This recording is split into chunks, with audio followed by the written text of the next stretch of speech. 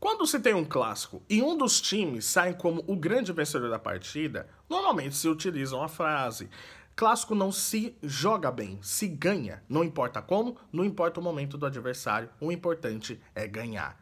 E principalmente devido às circunstâncias dos dois times, e principalmente por conta do São Paulo, vindo de uma eliminação da Libertadores, o importante era ganhar. E no final das contas nós tivemos sim um São Paulo aliviado contra um Corinthians brigador. Porém, as circunstâncias e o final da partida poderia ter sido um roteiro muito diferente daquilo que a gente está vendo. Então, por isso, por conta das duas equipes, das posturas das duas equipes, nós temos críticas e elogios a fazer ao majestoso que aconteceu em Brasília. A começar pela postura dos dois times até a expulsão do Fagner, porque era um jogo muito igual. E era um jogo em que claramente o São Paulo estava pesando o emocional devido à eliminação contra o Botafogo. Era um time um pouco desligado.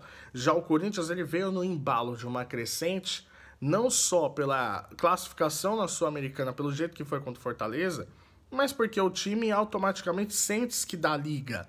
Ele vê claramente que os jogadores eles estão conseguindo conectar suas jogadas e estão sentindo cada vez mais confiança um no outro. Porém, a expulsão do Fagner muda tudo a partida. Muda tudo. Porque é uma expulsão completamente displicente, de um lance que não ia valer de nada, a bola nem estava rolando ali. E ele pisa no tornozelo do Lucas dentro da área. É marcado o pênalti, sem bola, sem nada. Um lance completamente morto. E aí você tem o gol do Lucas. E que é um fato interessante, por quê? Porque o Caleri, ele tira praticamente a bola do Luciano e dá pro Lucas. Dando aquela sensação de, olha só, não é você quem vai cobrar. Apesar de você ser o batedor oficial do São Paulo, não é você quem vai cobrar. E sim o Lucas, porque ele precisa de confiança. O bom é que o Lucas bateu, ele conseguiu converter a penalidade, porém você vê que uma coisa que chama a atenção, o Hugo Souza. O Hugo Souza, ele de novo acerta o canto em alguma penalidade. É um goleiro que mostra ter cada vez mais reflexo, é um goleiro que está ligado e que ele estuda o batedor. E principalmente parece que ele tende a chamar a atenção do batedor para ele errar a cobrança. Um goleiro que chama a atenção do atacante para ele errar a cobrança, significa que esse goleiro ou é bom ou ele vai se tornar muito bom. Tá? De um nível ótimo, sensacional, principalmente atuando aqui no Brasil. E o Hugo Souza, ele parece estar inclinado a isso. Comece o segundo tempo e você tem a expulsão do André Ramalho também de forma indisplicente. Um lance em que lembra muito para quem assistiu a Copa América, o Vinícius Júnior não aceitando o chapéu do James Rodrigues. E no caso, o Luciano ele ia dar um chapéu no André Ramalho. Ele vinha olhando que a bola ia passar, ele dá uma cotovelada e acaba sendo expulso. Mas até aí, você entende-se que a postura do time do Corinthians, ela é interessante. E não perde-se essa postura de jeito nenhum. Mesmo com o gol do Arboleda. No cruzamento, o Arboleda ele sobe de cabeça, ele consegue se livrar da marcação e ele faz o segundo gol do São Paulo. Só que o que chama a atenção a partir daí é que o Corinthians cresce no jogo. O Corinthians, o Ramon Dias, ele prefere manter os três atacantes. Ele estava com o Yuri Alberto, ele estava com o Romero e ele estava com o Depay. Mesmo assim, ele não tira atacantes para poder botar zagueiro. Entre o Gustavo Henrique, mas é num outro contexto. Não é tirando os três atacantes. O Corinthians ele continua, ele vai para cima, ele desarma o São Paulo. E é impressionante que aqui começa a crítica, que mesmo tendo dois jogadores a mais, o São Paulo perde chances de finalização, o São Paulo perde chances de conversão, porque criar ele teve chances de criar. Mas cadê a capacidade de conseguir converter as chances criadas? Não conseguiu. O time do São Paulo é um time que peca em finalizações. E se você está enfrentando um time do Corinthians, que até que é um time bom e que está ficando cada vez mais entrosado, mas longe de estar no nível, por exemplo, do Botafogo, o São Paulo ele pega esse time com dois jogadores a menos e não consegue fazer um placar ainda maior, ainda naquele momento, é uma forma de se chamar sim atenção. Porque você via nos minutos finais que o torcedor em Brasília estava tenso. É um torcedor que já ameaçava cornetar, é um torcedor que já ameaçava dizer alguma coisa para os jogadores ou para o treinador. Como assim você está levando pressão de um time que tem 2 jogadores a menos, que tem 3 atacantes e que não se encheu de defensor? Ou seja, isso explica muito como o São Paulo deixou de criar chances contra o Atlético Mineiro, que precisava reverter na Arena MRV, e contra o próprio Botafogo, que criou chances, mas não soube finalizar. Ou seja, vemos claramente um problema de finalização no São Paulo, tá? E aí você teve o gol do Yuri Alberto e uma jogada trabalhada. A bola cruzada dentro da área, o Yuri Alberto pega de primeira para poder vencer o Rafael. E aí a pane se instaura. Você vê os jogadores do São Paulo, às vezes 4 contra 2. 3 contra 1, não sabendo o que fazer. Outra coisa que também chamou a atenção foi a parte física.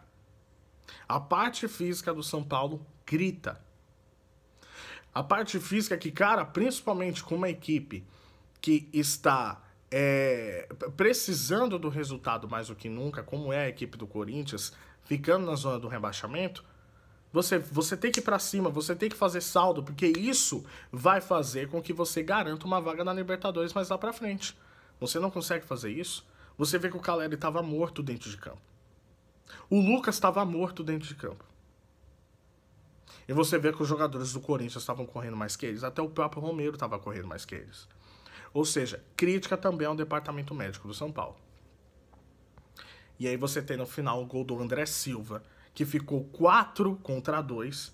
Finalmente, depois ele estender a mão pedindo, pelo amor de Deus, alguém toca a bola pra mim, ele consegue fazer o 4º gol, vencendo o Hugo. Críticas do São Paulo, a crítica do Corinthians é o seguinte: apesar de você ter um time brigador dentro de campo, você não pode de jeito nenhum fazer essas coisas indisplicentes, essas faltas completamente descabíveis, como o time fez. Deixando o time na mão. E agora você vai para a próxima rodada sem o Fagner, que não é um titular hoje, mas é um jogador importante, sem o André Ramalho, que é titular, você prejudica o funcionamento do time. E você prejudica principalmente hoje, precisando dar uma resposta, pensando do lado do corintiano, que tenta barrar alguma chance de reconstrução emocional do São Paulo, vindo de uma eliminação, e o Corinthians aproveitando o embalo de entrosamento, de classificação nas Copas, como está acontecendo, e você bota tudo a perder por conta de expulsões completamente descabíveis. Não é possível os jogadores perderem o senso de realidade assim, e você deixa a equipe na mão. No mais, não tinha muito o que fazer, e aí vai uma crítica para mim ao Ramon Dias, porque ele prefere manter 3 atacantes ao invés de recompor no sistema defensivo. Como, por exemplo, vou pegar um exemplo aqui, o que aconteceu entre Arsenal e Manchester City, que o Arsenal praticamente eliminou as chances de jogar para ficar se defendendo. Tudo bem, acabou levando 2-2, mas é um 2-2 que sai como um sabor assim que o Arsenal até poderia ter vencido. E o Corinthians, se ele pega uma equipe que tem a capacidade de conversão melhor que o São Paulo, ele tomaria uma goleada de 5-6. Então acho que não vale a pena você arriscar tanto assim, principalmente com a questão do saldo de gols. O saldo de gols pode fazer ou não com que o Corinthians seja rebaixado. Então tem que se pensar nesse tipo de coisa, né? E aí você tem um momento dos 2 times. O momento dos 2 times do São Paulo aliviado. É um São Paulo que consegue dar uma resposta para o torcedor com base na vitória, mas não tanto com base no desempenho. Porque, repito, esses minutos finais fizeram com que o torcedor passasse um frio na barriga, passasse uma sensação de que poderia levar ao empate tendo 2 jogadores a mais. Não fez um brilhante jogo, mas sendo num campo neutro, como foi em Brasília, não jogou no Morumbi, deu uma resposta, principalmente numa eliminação dolorida. E o Corinthians, ele deixa uma sensação pro torcedor, apesar da briga, apesar de conseguir lutar em campo, e você vê que o time ele tá numa crescente, em relação à tabela fica cada vez mais complicado, porque apesar do Fluminense ter perdido, você vê que os outros adversários pontuaram, como por exemplo o Grêmio, e o Vitória agora vai jogar contra o Internacional. Se o Vitória conseguir pontuar, ele se desgarra ainda mais, E todos eles têm jogos a mais que o Corinthians. O Corinthians precisa sim ficar ligado no Campeonato Brasileiro, porque é muito bonito você prestar atenção nas Copas. Você tá bem com a torcida em questão de eliminar adversários mais fortes, como foi no caso do Fortaleza. Mas você tem que ficar atento à questão do Campeonato Brasileiro. Porque se não ficar atento à questão do Campeonato Brasileiro, corre sim risco de rebaixamento. Porque até outro dia, por exemplo, pegando o Fluminense a gente achava que já poderia estar livre devido à crescente que o time teve também. Uma crescente técnica, uma crescente que o Mano Menezes ele achou um jeito de jogar ali com o Cauã Elias. O Corinthians agora tá tendo com o Ramon Dias, mas esse gasto pode acabar. E aí, como é que fica depois para poder recuperar? Então é uma questão de atenção. Pro São Paulo, fica na 4ª posição, torce agora contra o Flamengo, que vai enfrentar o Atlético Paranaense, mas a briga do São Paulo é a Libertadores, tá? Nada de título, para mim, acho que o São Paulo não tem chance de ganhar o título brasileiro, mas se manter na briga da Libertadores como precisa, é necessário para esse time dar uma resposta positiva pro torcedor, beleza? Se você gostou do vídeo, se inscreva no canal, deixe seu like, tamo junto e até a próxima. Valeu!